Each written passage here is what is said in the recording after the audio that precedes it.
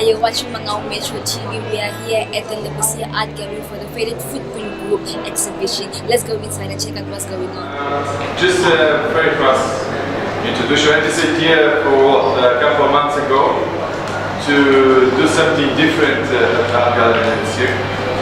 We wanted to bring some different feeling and some proper African flavors. And I think we successfully done it.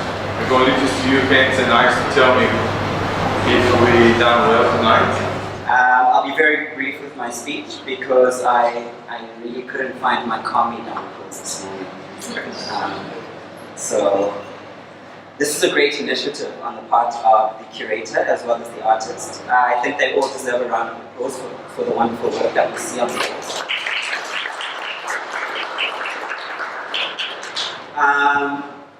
Africa is the birthplace of humanity and therefore our collective home. And I'm not going to repeat the crass joke that I made the last time about incest here, because that's going to be really inappropriate. But I will reiterate that we're all interconnected through genealogy, as science has proven that this is the birthplace of humanity.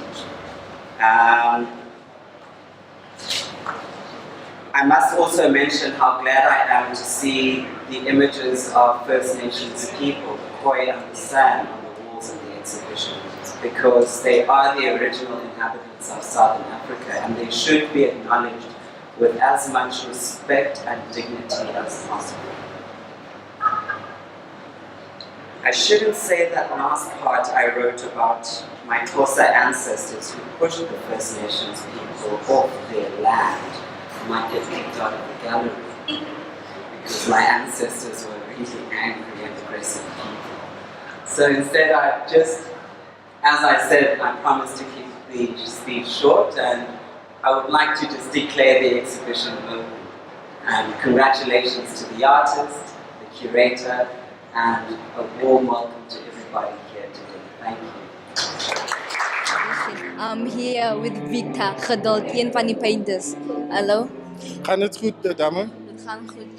Can you please explain to us your art? My art is about everyday life. If you can see, look at all of them. And it's all about what I do, faces, expression, and your normal things that you see in life. That is what I paint, and cultures, different cultures. I see some of your art has musical instruments, all types. Why This is the theme we have for this exhibition. It's about the musical thing, but it's also about the footprints. Our theme here, it's about faded footprints, whereby you will see with all the music instruments and the old cultures. So it tells us a story that the cultures are fading away.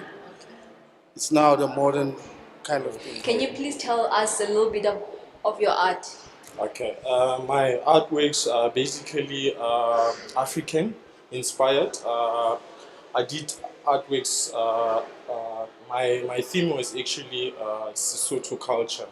I was actually focusing on the medium of Sesotho, as we all know that Basotho culture has been there for a while. And as part of me, I am a Sesotho speaking person, and I've been raised in that culture. And the artworks that I was trying to illustrate was to create an futuristic Sesotho cultures.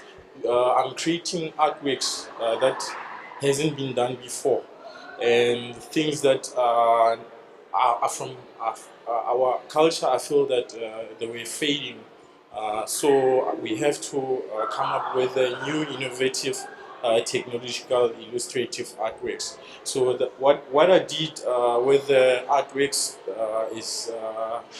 is to demonstrate the future of Basotho culture, in a sense of like blending the old and the new. So my artworks actually like speak for themselves.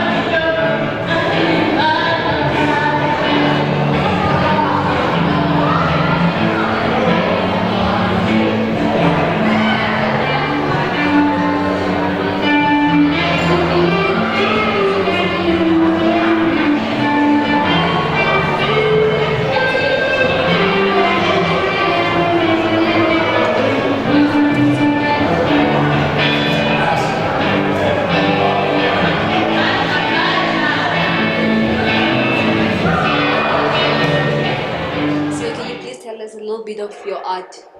The reason why I paint the indigenous art of the Khoisan is the way they live and the way they use raw material and how to survive in life.